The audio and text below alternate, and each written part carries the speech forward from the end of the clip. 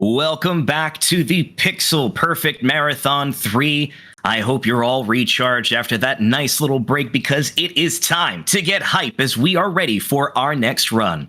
Our next runner is the current world record holder for the MS-DOS any percent category of Ultima 4. So join me in welcoming back Oregon Mike as they enter Britannia to do a Paragon 100% no major glitches run of Ultima 4 Quest of the Avatar. Take it away, Mike. Thank you, Joe. All right, so I'll do, first of all, on this very important day, since we have a little bit of time, I would like to acknowledge that where I stand, where I work, live, and play, is Treaty 1 territory, the treaty signed between the Crown of Great Britain and the Indigenous Peoples of Canada, covering the territory of the Anishinaabe, Anishinaabeg, Oji-Cree, Dakota, and Dene peoples. And I wish to acknowledge the care and stewardship of the land and that these peoples provided, and the continuing harms that colonialism causes to them, and hope that my work in some way works towards reconciliation with them. This is Orange Shirt Day, as we call it.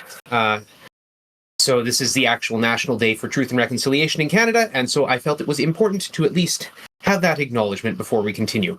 Anyway, Ultima 4 Quest of the Avatar.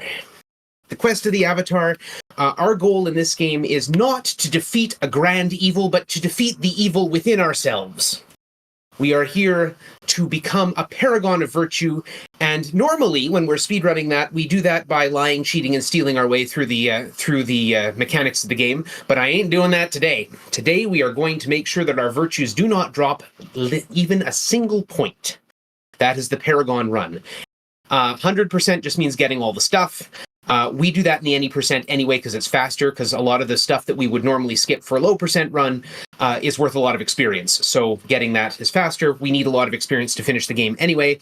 And no major glitches. So I'm not going to be glitching the shopkeepers to give me all the money in the world, and I'm not going to be walking through the dungeon walls.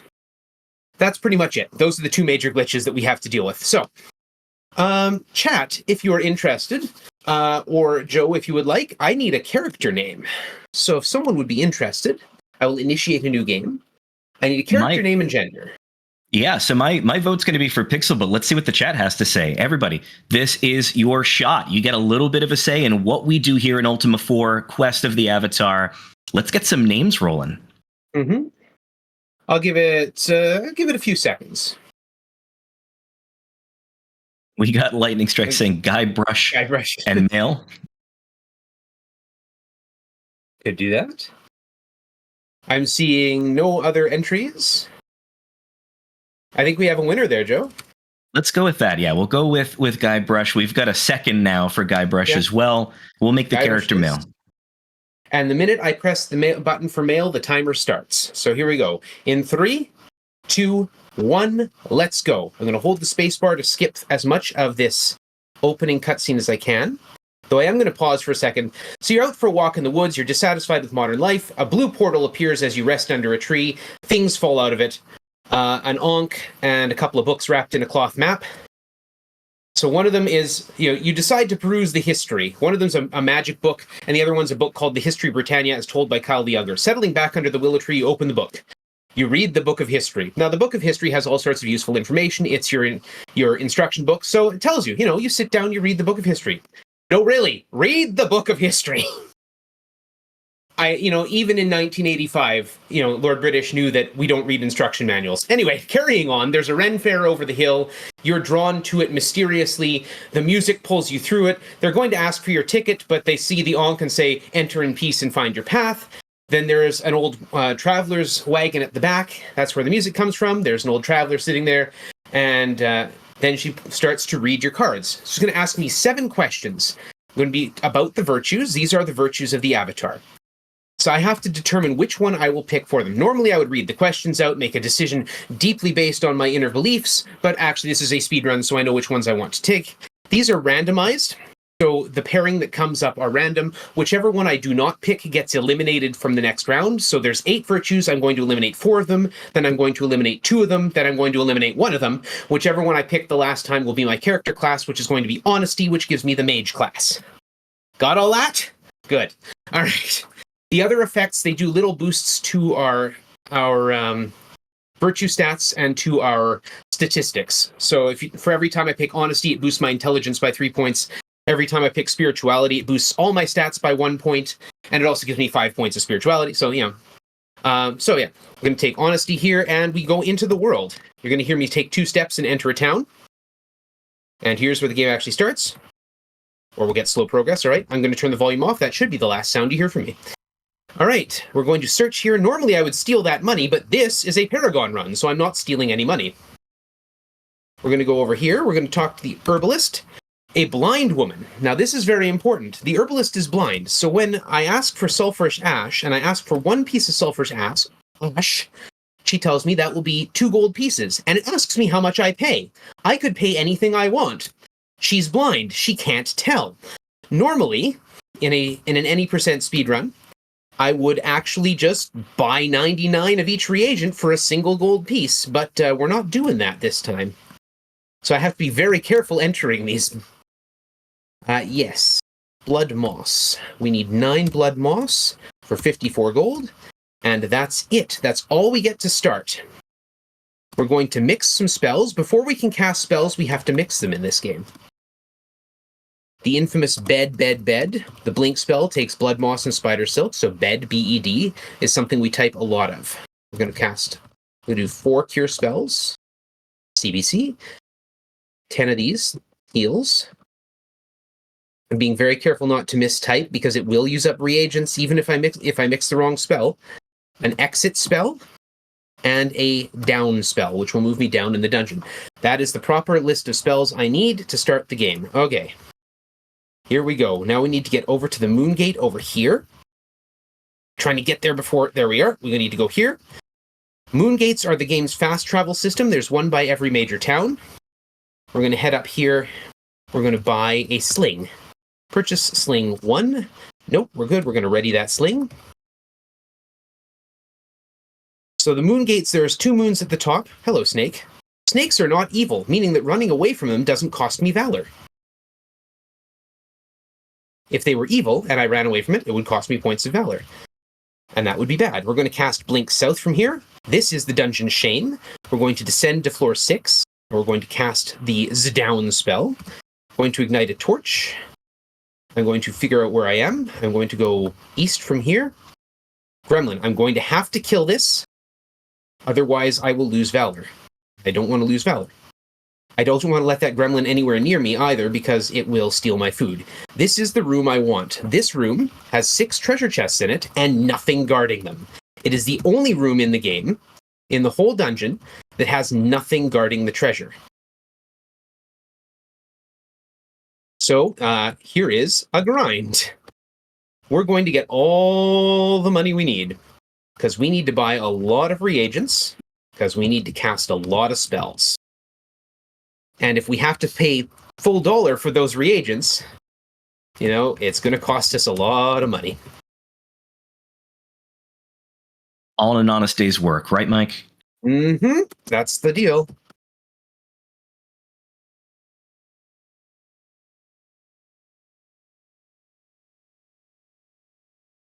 I was actually spending some time this afternoon. Oh, I got poisoned. The treasures have traps on them. So poison isn't too bad because... Oh, I'm going to have to cast a heal spell there. Poison isn't too bad because it doesn't actually happen when you're in combat maps, just when you're in the overworld or the dungeon. Dungeon, town, overworld, just not in combat maps. So when I take a step forward, it does 2 points of damage there. I'm looking for almost 7,000 gold. These treasure boxes, much like the ones in Exodus, will have somewhere up to 99 gold in them. Unlike in Exodus, they don't have fancy equipment in them, so I can't actually get a whole bunch of stuff to sell, which is too bad. But it does mean I have to spend a little more time doing this. There's a heal. I also only have 10 heal spells. If I get a lot of acid traps and lose a bunch of hit points, if I take a death, that's real bad. Not only does it cost me a bunch of time, it will reset my gold to 200. Death warping is an actual tactic used in several runs of this game. My main competitor and friend Phoenix 4 uses a death warp in the any percent. I do not. Our routes are very, very close together. We use it's fun because we use completely different routes, and yet they're all both very, very close. So if this is a game that looks like something you might enjoy, by all means, jump in. This game is actually free on GOG. You can get it for free. It's been free for 20 plus years, probably longer. But you can get it for free. You can give it a whirl. I would suggest trying to play it normally first, because it's a really fascinating story. It's a really interesting game.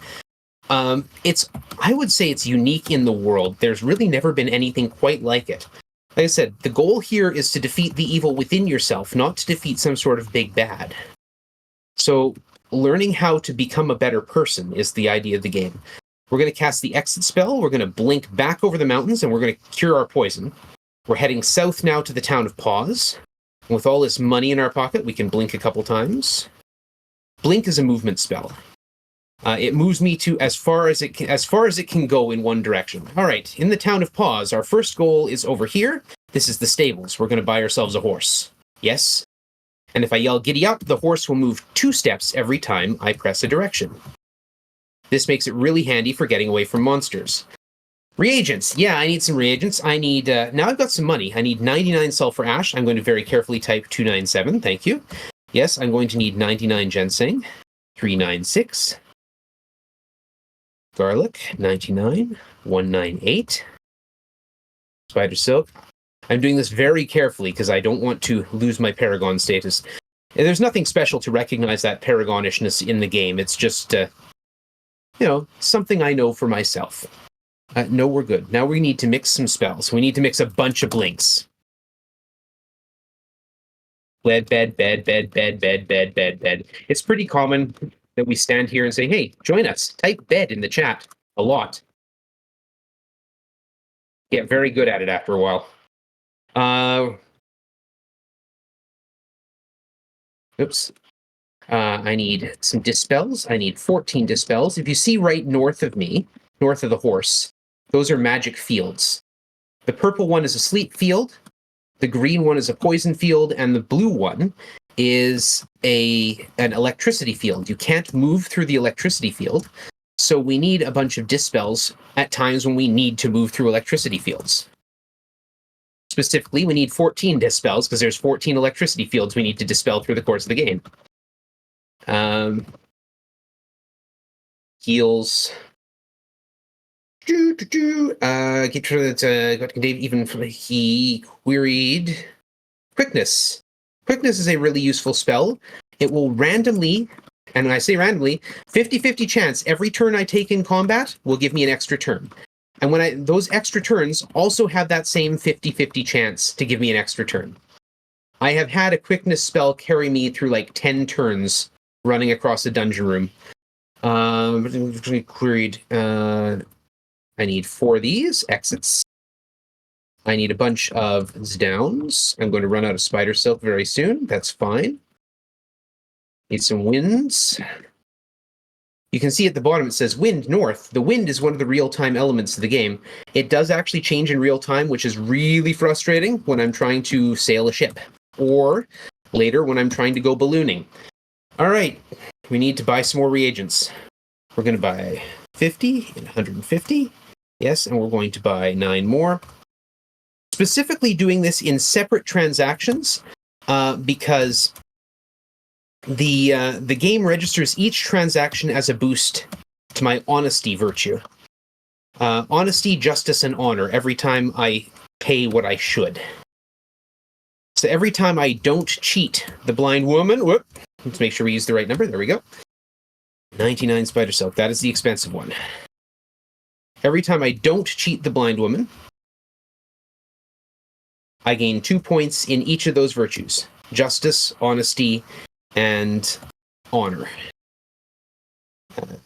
That should be good. I'll check my virtues. Alt-Z puts the game in a strange state. It says bad command. You press Control-S, and it gives you this output of gibberish numbers. But they're in pairs. So 99, the first one is honesty, 57 compassion, 55 valor, 90 justice, 50 sacrifice, 93 honor, 60 spirituality, and 50 on 50 humility. I need 2, 4, 6. I need 5 to buy five more black pearl. Yeah. And Mike, out of curiosity, are you able to overpay rather than underpay? Yeah, I certainly can overpay. It doesn't actually do me any good, but you certainly can overpay. It doesn't help in any way. Gotcha.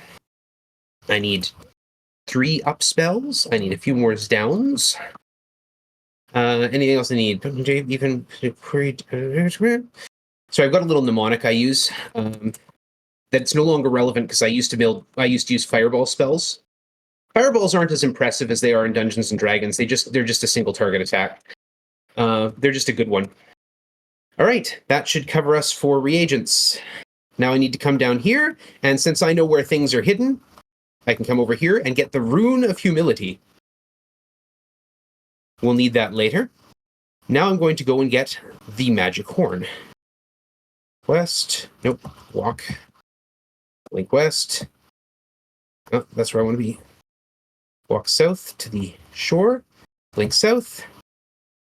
And the horn is right here. Boom. A silver horn. I will need that later. Check my magic points to make sure I got enough points to blink.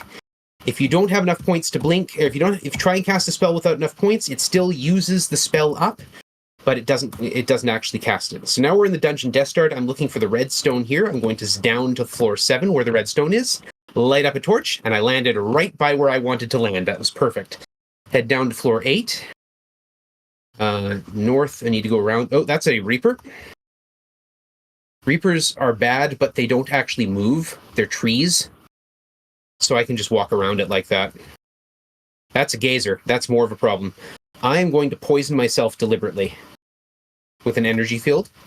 When I'm poisoned, I can't be put to sleep. And these guys will put me to sleep. That's what their sleep spells do.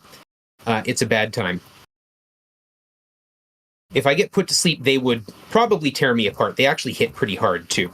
They are at the bottom of a dungeon, right? This is stuff we're only supposed to be doing right near the very end of the game. We're going to cast a quickness spell and walk my way through here. I am going this way. These altar rooms connect the 7 dungeons at the bottom. So we're at the dungeon Covetous now. We're going to yip our way up. Go over here. And here is the orange stone. We're going to cure, we're going to exit, and we're going to blink over the mountains. And blink south. Oh, MP too low failed. That still cost me a blink spell. This little patch of swamp right here is what I'm looking for. This is where we find something called Mandrake Herb, but it only appears when both moons are new. I'm going to be a little bit sneaky. This doesn't affect my virtues, so it's not actually illegal. But by putting a treasure chest over that patch, I can't get poisoned by that swamp. So it's a little abusive mechanics, but once both moons change to new, I'm going to search very quickly. Every so often you see Mandrake Root instead of nothing here. You can only find new Mandrake Root every 16 turns. I'm going to quit and save. I'm going to close the game. I'm going to reopen the game directly into the game. And I'm just going to, because that will reset the moons. And I'm going to keep searching. It's okay to get attacked while we're doing this. That's fine. Though I don't want to get killed while I'm doing this. Okay. Quit and save. We're going to reopen the game again. And just volume off and search. Rogues. Rogues are annoying because they'll steal my money if they hit me. And I worked hard to get all that money. That should give me enough Mandrake Root. I've got 60. Oh, that's more than enough. Fantastic. I'm actually going to leave those treasures there. I'll walk down here. I'm going to cast the blink spell east.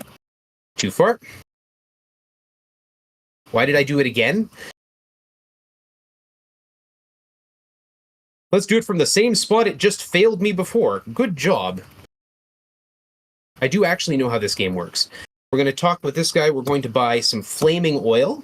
We're going to buy 30 flaming oils. If I want to fight Reapers, flaming oil is the way to go. They're trees. They don't move. So you set up some fire behind them, and they just sit there and roast. So we're going to buy 2 sets of magic gems, 2 sets of magic keys. We do actually only need 1 of each, but, safety. Now we can mix some gate travel spells. Going to need a few of these.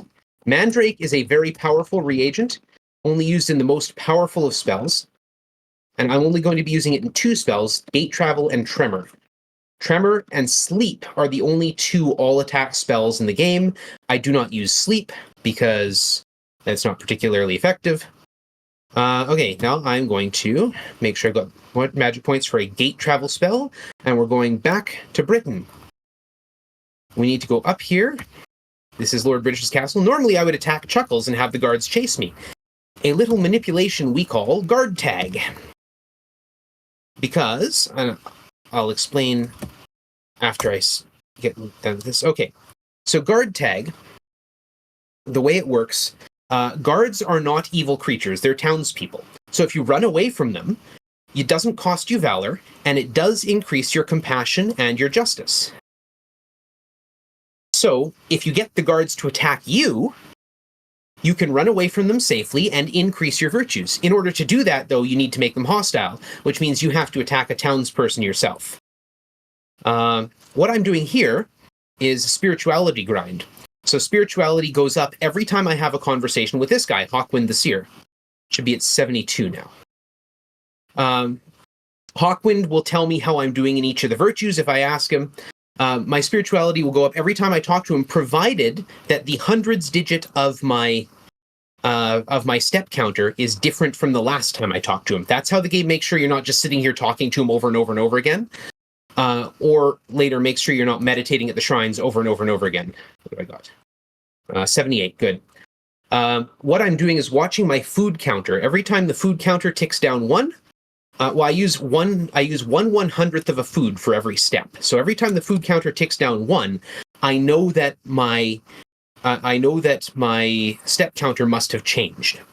Now there are some things that fiddle with that. We're not entirely sure why it doesn't change over at 100. I think it has to do with combat, with the way combat works, specifically with the way ending combat works. Like, I don't think it properly counts food on the turn you end combat. 87, just need to do it once more. So if I only need to do it once more, I only need to wait for this to tick over. Should be 90, yeah, good. Those are sleep fields, they put me to sleep, it's annoying. We're going to go over here. Normally, these guards would be hostile and attacking me because I would have attacked Chuckles and been doing the attack the guards bit. I'm not going to take any of the treasure, but I am going to look for the Rune of Spirituality, which we'll find right there.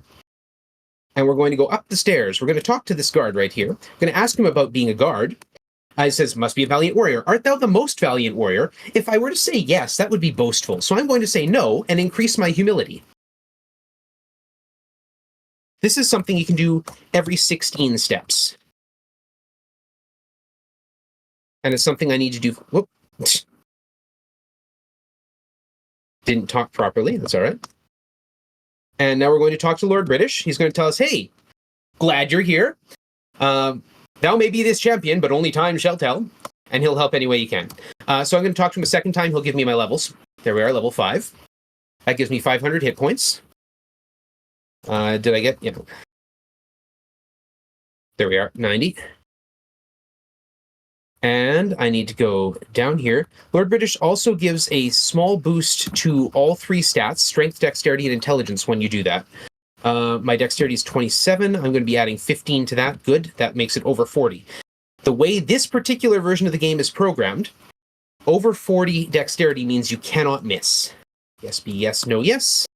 I'm giving blood here. This is how you increase sacrifice. Other than getting killed in battle, this is the only way to increase sacrifice. I don't particularly want to get killed in battle, so... And besides which, getting killed in battle is only good for 1 point. That's good for 5 points every time. We'll jimmy this lock open. That's what we need keys for. This is the dungeon Hithloth. There's a ladder straight to the bottom. It's on the opposite side of the world. What am I doing here? Green and blue stones. Need to go through here. I get poisoned, of course. We're going to cast Quickness. We're going to enter the altar room of love. We're going to leave to the right. Climb up. Cast Yip. We're going to back up till we hit the wall. Move forward 2 and go into this room. If I walked through the middle, those fields would disappear and I'd have to contend with a whole bunch of really angry... Oops, I want this. Where's this fountain? There's a magical ball there. I touch it. It increases my dexterity and intelligence, and the fountain will heal me again. So we won't have to deal with those Hydra. That's good. Someone said it's a real deep game for MS-DOS. It was actually a real deep game for the Apple II when it first came out. Oops. There we are. We need a tremor spell. Those are Reapers. They make the screen flash. Every time they make the screen flash, they're trying to put me to sleep. This is why I go in here poisoned. And we'll just ignore these guys. They take forever to kill. 1, 2, search, search, search. We're going to cure our poison. We're going to down, and we're going to peer at a gem. This gives me a map. What an ugly place to land. I am here. The magic orb I want is there. The stairs I want are there. So I'm going to go 1, 1, 1, 2, 1, 2, 3. Okay, so 1, 1, 2. Reapers. And I cured my poison. Darn. All right. Let's see if I can get away without getting nuked here. This is what happens when you get put to sleep. They can't hit me because they can only fire in orthogonal or diagonal directions, and I'm not standing directly in line with any of them. We fire some flaming oil behind it, and eventually it just cooks. Because they don't move, because they're trees. And I'll just stand there until it dies. There we go. I should be at the ladder, yep. 1, 2, 3. 1 more Reaper.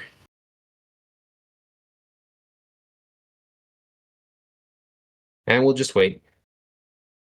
1, 1, 2, 1. Search. We're going to cast a couple of heals because that hurts. Cast the Zed down. Peer at the gem. I want to go north, and then I'm looking for this spot right here. This is a dungeon room. So we're going to go north. We're going to go west 4. We're going to go north from there. North 1, 2, 3, 4. West 1, 2. My goodness, game. This is a problem. If you end up sleeping after the end of the fight, you can get ambushed by other things. We're going to cast a Tremor spell. That thing in the middle is a Zorn. You see right here an N has appeared between my food and gold values. Zorns negate magic. That N means magic is negated, and I can't cast any spells. So I open the fight before the Zorn gets his turn with a Tremor spell. And I need to dispel these two, and that opens up this way here. And this gives me the green stone. We will need that later. I got the red and orange stones already. I'm going to go back into this room. I'm going to ready my Reaper Killer. I use it to take out the Zorn. Okay, the Zorn is running away. That's fine. The Tremor spell cuts quarters. About 1/4 of the time, I think it's 1/4 will kill. And half the time, I think it's 25% kill. Half the time. What the heck? Okay. 1/4 kill, half the time it makes them run away. It damages them enough to run away. And the other quarter of the time it does nothing to them.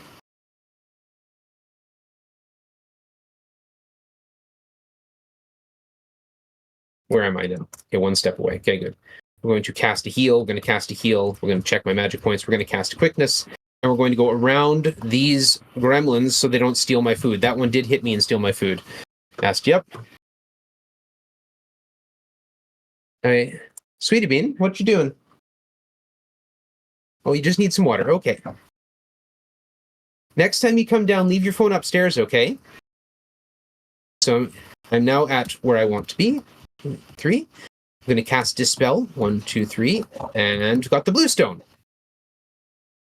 I want out of here, and I want to blink north, and I want to head over here.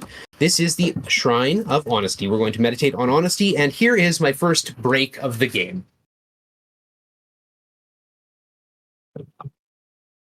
Great time to get some water, right?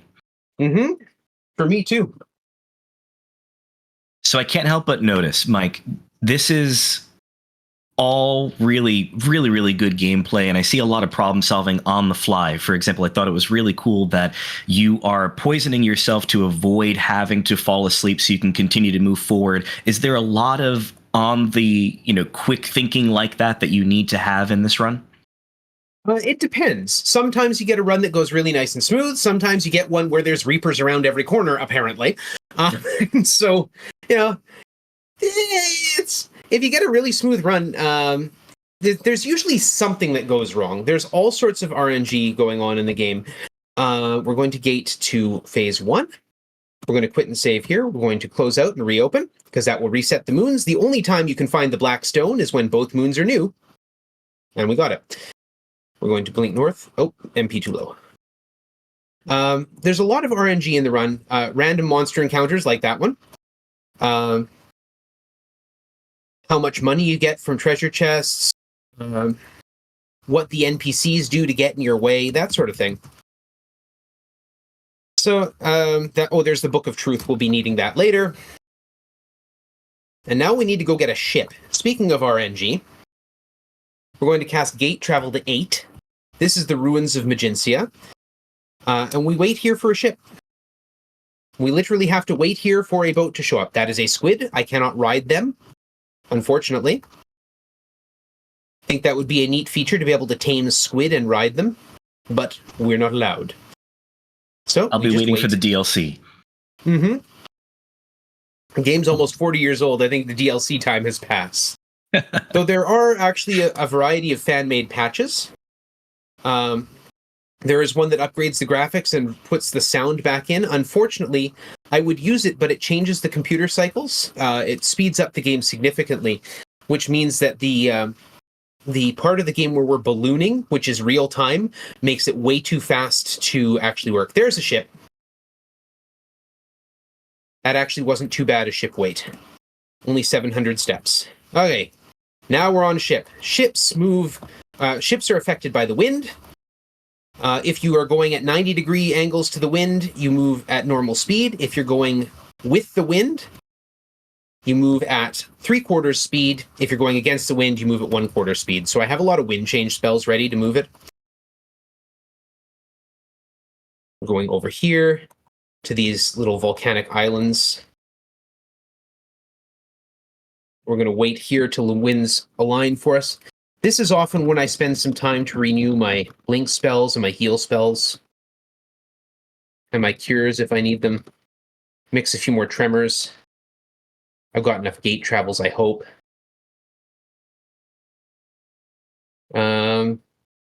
Yeah, everything looks up to par. We'll put another energy spell in place just in case. Okay. And again, only when the moons are new can we find the skull of the wizard Mondain. Mondain was the villain of the first game and continually shows up through the rest of the series up until the latter part.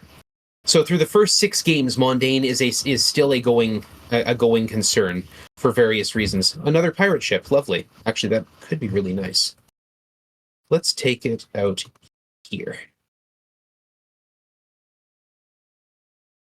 We'll leave that boat there, and we'll go on this one. And we'll head up here. This is the Cape of Heroes. And there's the wheel from the HMS Cape. We can use that wheel. And you see where I used to have gold, I now have ship hit points. They're now ship hit points at 99. If the ship hit points hit 0, I die. The boat sinks. All right, now we need to go do our skull drop, which is much more awesome than it sounds. So we got that skull of the wizard Mondain. We're going to head back into here. We're going to go level up. I'm going to check my stats. Yes, okay, good. We're going to go level up. Now, the purpose of finding the skull, if you go through the very long quest to find the skull, to get all the information, level 7, then it will tell you, the guy who gives you the proper information as to where to find it will tell you, you must only find it to destroy it. And the only way to destroy it, much like the One Ring, you have to throw it back into the fire of the Abyss. Normally, that involves going to the Abyss, which is the final dungeon of the game, which is a great big nuisance. But again, Phoenix to the rescue. Phoenix found a way to just throw it in from the balloon, which is awesome. We're going to use a quickness spell. We're going to move up here to the Altar of Love. We need to get the 3-part key. For that, we need to use the stones. I just realized, yeah, I skipped a step. That's okay. We're all good here. We're going to mix a couple ups, because I went this from the wrong direction. Cast up, cast up, cast up. Where'd I land? Okay, I need to go south 2, over here, and in here. This should be real easy because I'm level 7. Normally I'm in here at like level 2.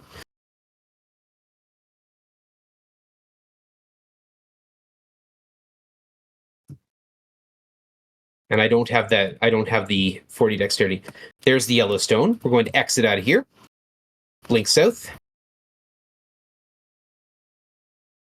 And we come over here, and I know the exact spot I need to stand to blink north. I know the spot I'm supposed to stand in. Why didn't I stand in that spot?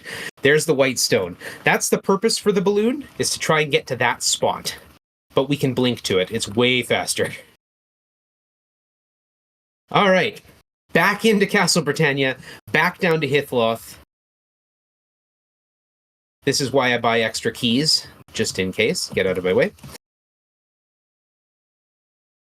Now let's do this again. Down to floor 8.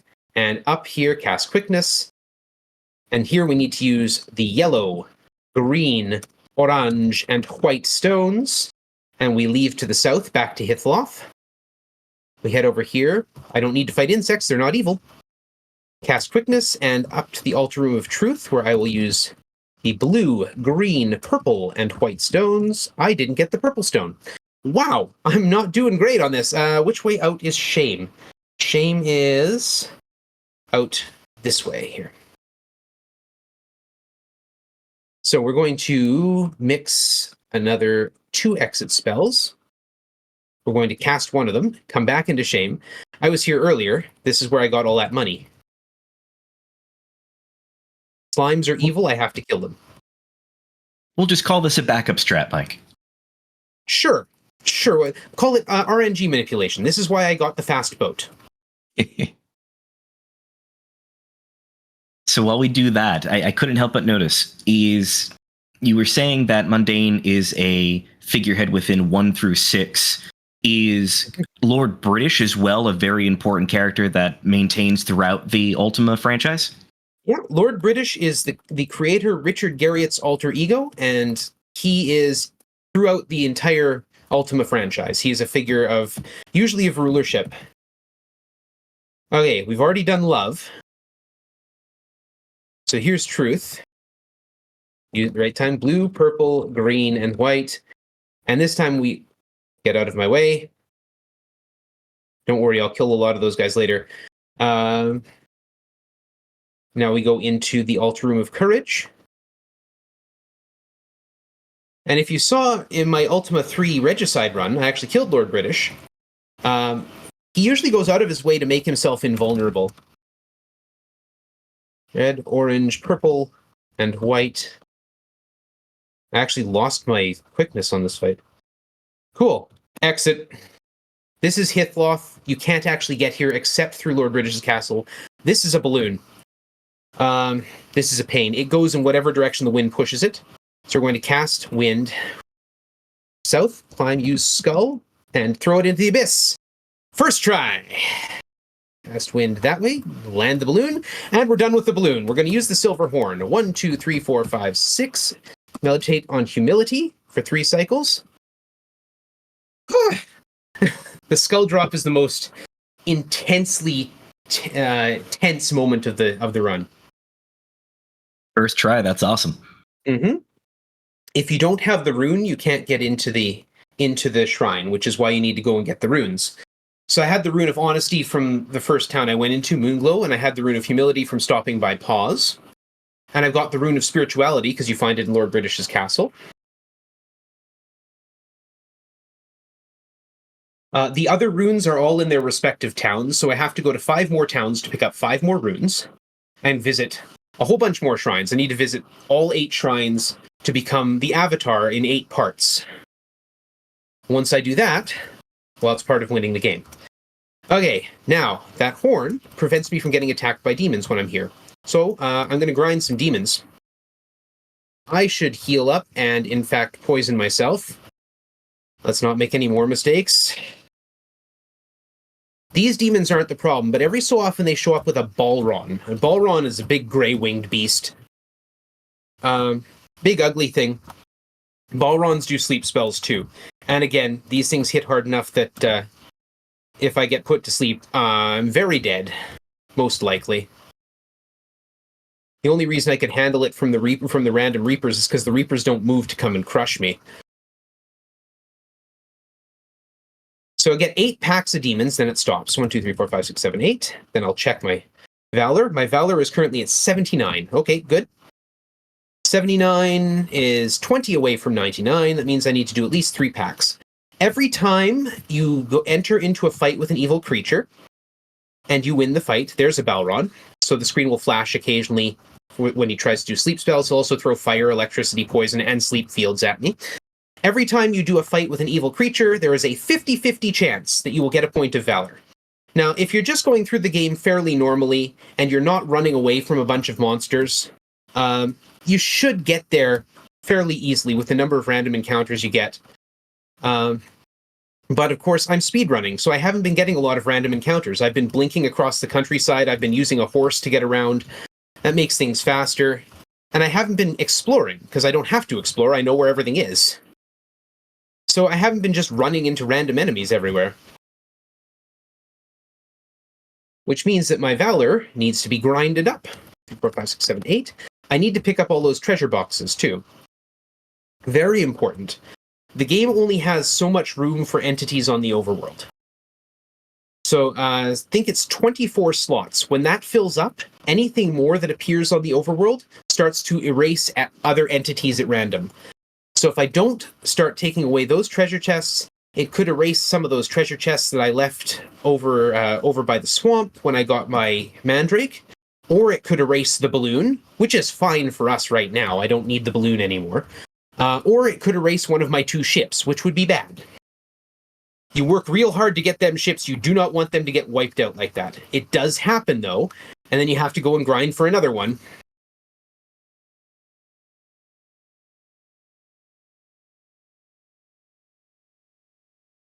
Uh, 1, 2, 3, 4, 5, 6, 7, 8. One more pack. Come on. So the game checks for the horn when you move south. And anytime you move south on the overworld, it actually checks for the horn and also checks for your position. Same thing, there's a spot south of here called Pirates Cove. When you enter Pirates Cove, it fills with ghost pirates that you might have to fight. I'm going to swing past them as quick as I can. It checks that anytime you're on a boat and move east. Are you on the particular square that starts the pirates showing up? No? Okay, then we're going to keep going. Yes? All right, here's some pirates. So this one just checks if you're in this particular area every time you move south. Are you in this area? Yes. Is the horn active? No. Then we're going to have some demons showing up. Whoop. 1, 2, 3, 4, 5, 6, 7, 8, 9, 10. I know I went to 10. Okay, 93 Valor. I knew there were only 8 there. I don't know why I tried to get 10 chests out of 8. Greedy, I guess. Also, I need 4,700 experience. I'm at 46. The other thing that's needed, in order to beat the game, you need to be the 8 parts avatar. You need to know the word of entry, which I do, because it never changes. You need the 3-part key, which I just got, using the 8 stones. Well, I used 7 of the stones, but you need all 8. The black stone isn't used to make the 3-part key, but you need it at the end. So you need all 8 of them stones. 8. And you need to have a full party of 7 companions plus yourself. Your party size is limited to your level. So at level 1, you can only have 1 party member. That's yourself. Fortunately, only 1 character class starts at level 1. That's the Shepherd. Shepherds are largely useless. A real challenge run is winning the game as a Shepherd because they can use basically no weapons and armor. They're pretty helpless. So at level 2, you can only have a party size of 2, yourself and 1 companion. At level 3, you can have 2 companions plus yourself. So I need to be level 8 to have all 8 companions. So we are going to now make our way. We're going to cure. We're going to gate to 3. And we're going to go down here. Normally, I would push my way through the guards, but we're being good. Max, you can... Oh, Max. That's Max the housekeeper wandering around up there. He often likes to hide in this hallway and really get annoying. This is Jeffrey. He's our first companion. Hi, Jeff. How's it going? The reason we wait to the end to get the companions, and we are closing in on the end of the run. The reason we wait to the end, random encounters have as a monster limit twice your party size. So my party size was 1. I could only ever meet 2 enemies. Get out of my way, Sonora. I could only ever meet 2 enemies at a time. With 2 party members, I can now meet up to 4. When you have a full party of 8, you can meet up to 16 enemies at a time. That's not a good time. We're going to blink south. I now have to designate which player is going to... We're going to meditate on Valor. Meditate with me. Thank you for the good luck. Oh, and a lovely raid. Thank you. I'm catching up on chat. Lots of love, and that meditation is sending good vibes your way, Mike. Now, I couldn't help but notice before when you first went to go meet Lord British that you can possibly get into a little bit of a dancing mirror situation with like a jester or people in the hallways. How often do you run into people that just won't let you move to your next, location in the halls? It's far too frequently, really. It's actually a fairly common occurrence, and it's really annoying. It looks like it. Yeah, it's definitely a part of the speedrun that you have to account for. We're going to gate to 5. We're not going to do what we need to do there just yet, because we're going to come in here. We're going to do sacrifice. We're going to go get the rune of sacrifice here, and while we're here... Ooh, that's Zircon. He's working in the forge, and for some reason he's standing in the fire of the forge. I need to go in here to get the rune of sacrifice. Zircon can really annoyingly block the way out. And so you're standing there in the fire going like, move, move, move, move, move. This is Julia. She'll join us. This is a poor person. We're going to give them money. We're going to do that. We're going to wait 15 turns and do it again. 2, 3, 4. 2, 3, 4. 3. Oops. Goodness. 3, 4. 2, 3, 4. Okay. Oops. 3, 4. It's 88. 90. Whoop. Yeah. 94, 92, 94, 96. I need to get to 99 in order to be ready for ascension in that part of the virtue. There we go. Everything's at 99 or 00, designating that I'm already an avatar in that field. Okay, we're going to cure myself. We're going to blink east. Blink. Oh, no, not blink yet. Walk over here. Blink south twice. Walk north. Blink east twice and enter the Shrine of Sacrifice. But we're not quite done with this yet. This area we need to... There's also the Shrine of Spirituality. The Shrine of Spirituality is at the Moon Gate. It's hidden if you go in the Moon Gate at double full moons. Oh. So the fun part about running retro games is that there's like no breaks. There's no massive cutscenes that I get to sit back and watch. If I'm doing like an hour-long run, this one at least gives me the meditations, which are about a minute long where I can breathe a bit. But if I'm doing an hour-long run, I'm just going for an hour. It's great. I love it. Yeah, it seems pretty fast-paced.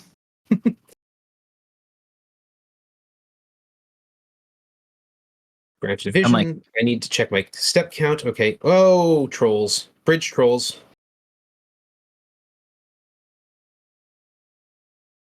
Sorry, you were about to say something. No, I wanted to make sure you had an opportunity to focus on that. I was going to say, are the other Ultima games as well very similar in the sense that you are just go, go, go? Yes. Or at least the ones I play are. Gotcha. I'm going to try and get my companions killed here, which might not seem very virtuous. And it isn't, particularly. Though it does increase sacrifice.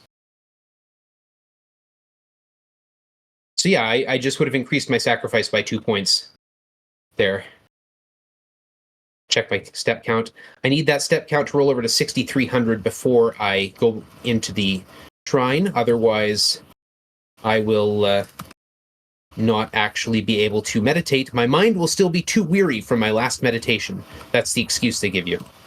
Okay, good. We're there. And when you're speedrunning, that's a thing that can happen, actually. Fairly frequently. As you move very quickly from one shrine to the next, if there don't happen to be a large number of steps between them, or if you happen to catch it at the right part of the step cycle, you go in, do something real quick, and then you go to the next shrine. And then all of a sudden, oh, you can't get in there yet. Oh, well, I'll just sit around for another 20 minutes. Well, 20 steps. In Ultima 5, it doesn't use a step counter, it uses an actual clock, because they instituted a day-night cycle and NPC schedules, which is actually kind of cool. That is cool. Yeah, these games are actually, most of the time, quite innovative. Ultima 4 may be the first game with an actual karma meter as we know it today, and it's got 8 of them.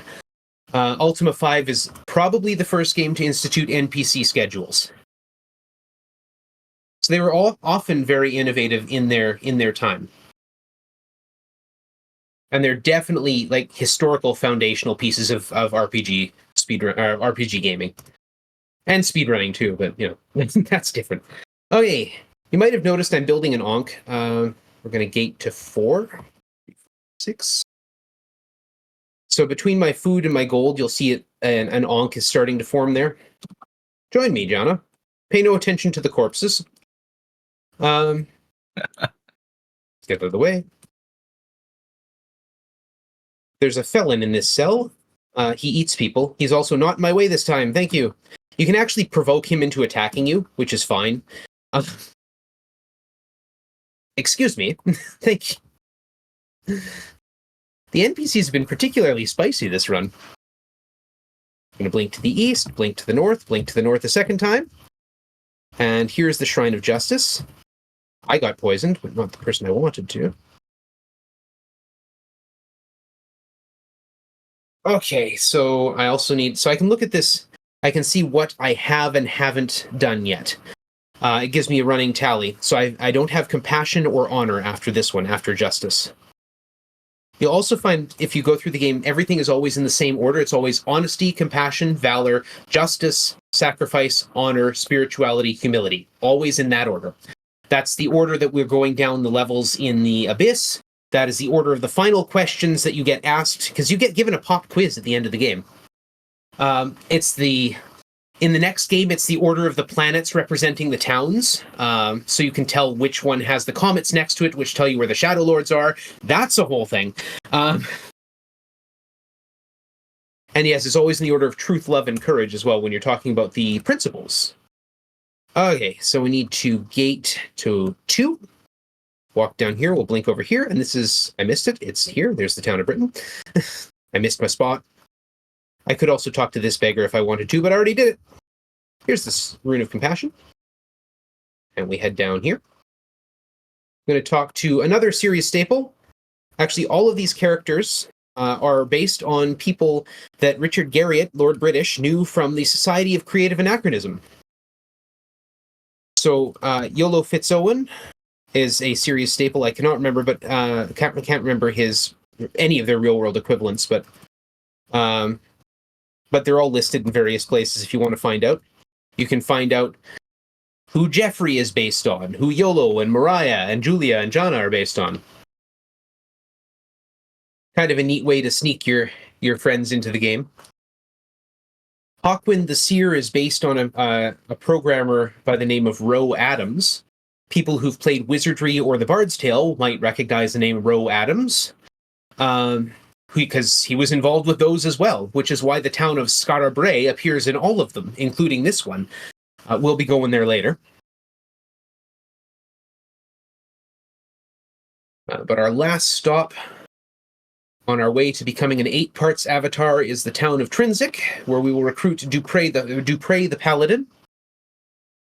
Dupre in Ultima 2 asks if you have a duck. But before we do that, we're going to blink our way over here to the hidden town of Cove, because we need to find the Candle of Love. Light up a little candle and have yourself a good night. All right, and now we're going to gate ourselves to phase 6 and blink up. And there's Trinsic. The phases of the moon gates also link directly to that list I said earlier, right? Moonglow is the first one, which is the town of honesty. Trinsic is the 6th, it's the town of honor.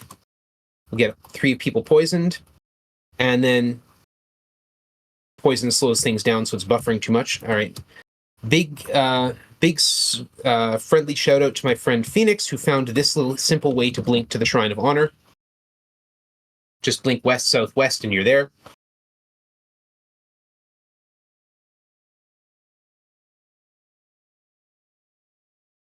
And meditate.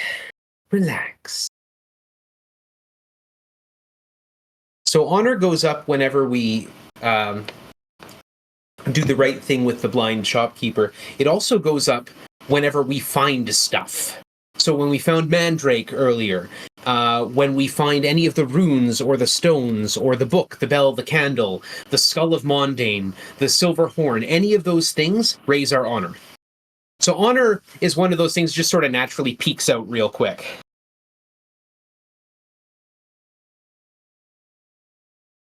Most of the virtues, like the way the game is set up, most of the virtues, you actually kind of have to, if you're not cheesing it like I am, live, I did not want to turn the volume on, live a pretty good life. You know, it's not just a matter of being compassionate occasionally, you actually have to, like, give to beggars frequently. Every time you pass them, you should drop them a coin, sort of thing.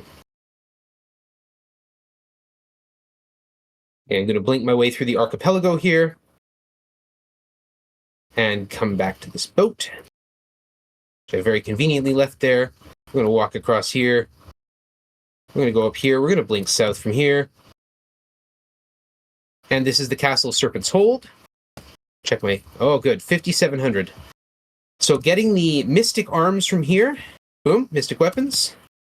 That will give me 400 experience, which will put me at 6,100. And then I'll go and get the Mystic Armor, which will give me another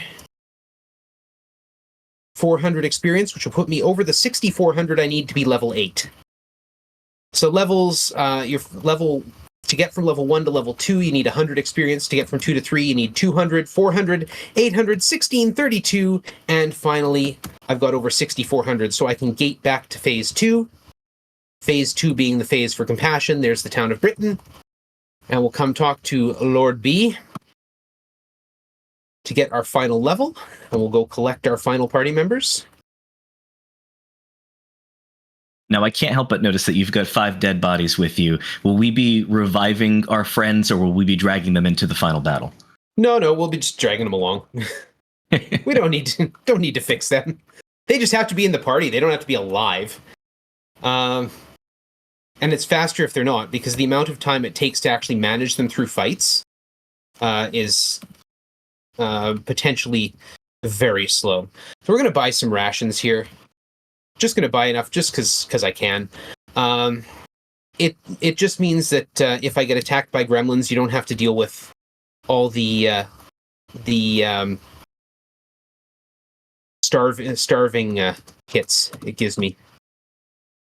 Hit the V button again. There we go. Here 1. We're going to cast myself back over to Trinsic. Come south to my boat. Board the boat. And if I go right to this spot here, south, I can sail east. And we're closing in on the final dungeon, the Great Stygian Abyss, which has a beautiful name. I don't want you there. Thank you. I have cannons. Okay. So this is Pirates Cove. When I take one step east, a bunch of pirates appear. If the wind is north, I can just scoot right through them. Or, if I actually hit exit and not stats, I could have actually not had to fight these guys.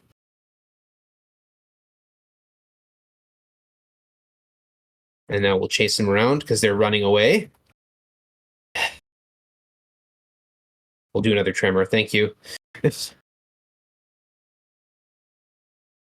We'll cure poison. All right. Now this is the entrance to the abyss. One of the hints you get is how to actually get in here. It's not actually open right now. Can't. Yeah, you have to use the bell, which rings on and on. Use the book, which resonates with the bell. And use the candle, which makes the earth tremble. Then you enter the Great Stygian Abyss. All right. This is the final dungeon. It is way harder than every other dungeon in the game. Some parts of various dungeons suck. This dungeon just sucks as a whole. I use a lot of quickness spells to get through here, a lot of tremor spells, and I'm walking through lava. I'm trying to avoid the lava lizards. We're going to cast a heal, and we're going to cast a quickness. This is where we use some energy field spells. We use poison there. I'm going to stay poisoned for the rest of the game. Those are sleep fields. Overriding it with a poison field is a lot better than falling asleep with a bunch of demons around. This one, it's faster to dispel my way through, so we'll just go through here. Kill that demon. Check my magic points. Cast a quickness. Okay, I did fire instead of poison, but it doesn't matter. Same effect. 1, 2, 1, 2. Rats. I don't have to fight rats. They're not evil. Oops. Not in the right place. Honesty derives from truth. So if I ever do anything wrong at this point, if I do something that's actually evil, the game will say, "Thou hast lost an eighth." In other words, you have done something against one of the virtues that you have become an avatar in, and you've lost that virtue, and you have to go back and meditate again on that virtue. So if I ever actually run away from something evil in this dungeon, that's not in a dungeon room. Dungeon rooms are free. You can clear them however you like. I imagine because the actual complexities of programming is that dungeon room done or not were too significant. Oops, that's yellow. And then descend. All right. We're going to heal. I'm going to mix some more heals too. Oh, MP too low. Okay. This room is safe to stand around in. So yeah, nothing you do in a dungeon room, whether it's fighting non-evil creatures or fighting evil creatures or running away or opening treasure chests, none of that ever actually affects your virtues. Which is where you get the infamous Room of Evil Children. 2. Tremor. Tremor. Run away, run away. Thank you. 1, 2, 3, 4, 5. Good. Undead, which will turn undead. Tremor, which will hopefully kill a bunch of them. Run away, run away. We're going to wait a bit because I want to have enough magic points to do both a tremor and a quickness, which I do. Cast quickness. Cast tremor. Oh, that was a good Gremlor room. Thank you. That is where you can lose a lot of food, but mostly it just takes a lot of time to get through there. I have to remember to actually use the stone. Level 5, need to back up 1, 2, 3, 4. Turn this way 1, 2, 3, 4. And hit a tremor right away. MP too low. All right, back up. Try again. Tremor right away. Good, I got one of the Zorns out. Now you see that magic is negated. There's that N, that infamous N, because there's still a Zorn wandering around up there. Until it comes down and decides to fight with me or decides to run away, I can't do anything. I cannot clear this room because I can't cast Dispel Magic while magic is negated. Zorns, however, can walk through the walls, so if this one would just be so kind as to either get the heck out of here or come and fight me, I'm going to have enough magic points anyway. Regain 1 magic point every step you take. Come on. Okay, now I've buffered way too many of them. There we go. That is the worst Zorn I think I've ever seen. All right, that opens this room. This is the worst room in the game coming up. It is full of Reapers. Beware of screen flashes. I actually got a pretty good tremor off there.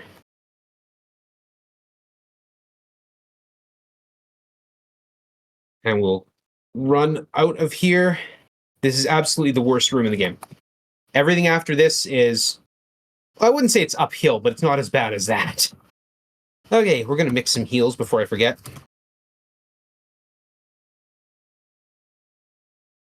if you ever go and watch my world record, I actually get to the final room with low hit points and go, oh, I don't have any heal spells left. It was very interesting. Managed to get through, obviously, or it wouldn't be my world record. Orange. And down we go. We need to go south, west, south, and east. I missed. Yes, I did. Back up 2. South 1 more. There we go. This is a maze of rooms. If you don't enter in the right place, you can't get through it. You get cut off pretty quick in the other directions, but trying to find it is tricky.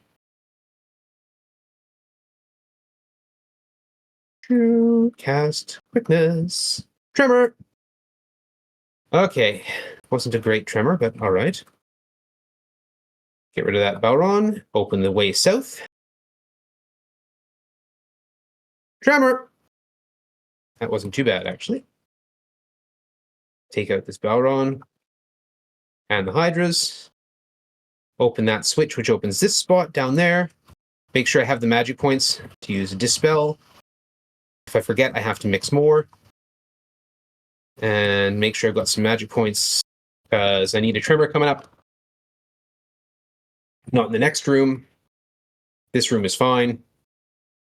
But this room, which is annoying as heck.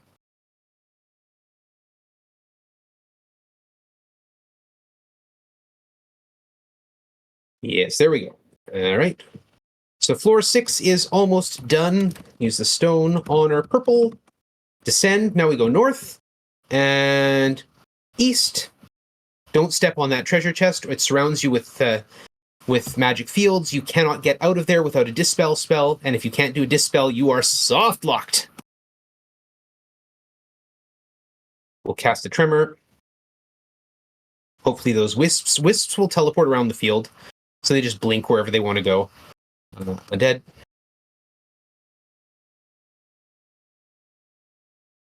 Wisps in the next game also hypnotize your characters, which is really irritating and very dangerous. Good. Here we go. Tremor. Hello, I have a delivery of an earthquake. Would anyone like an earthquake?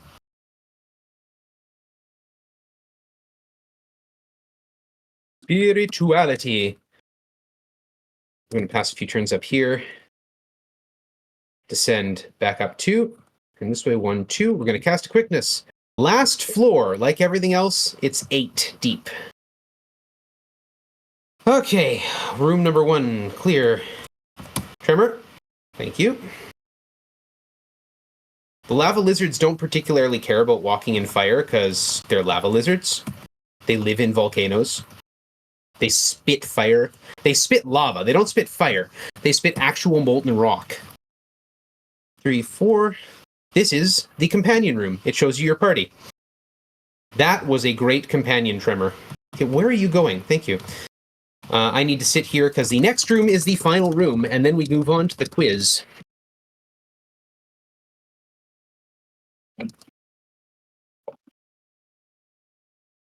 And the final room is not as bad as that Reaper room I had earlier.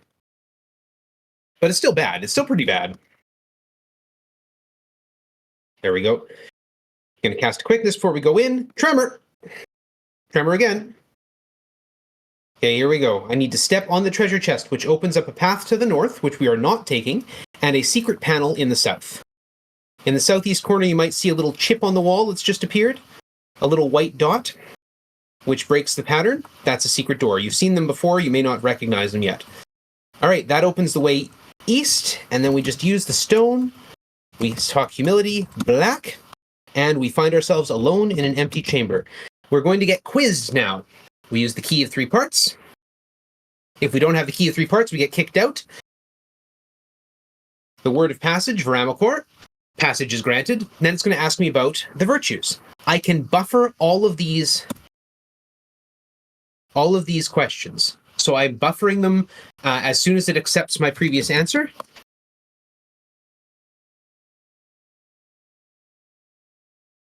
And it means they get accepted on the first possible frame.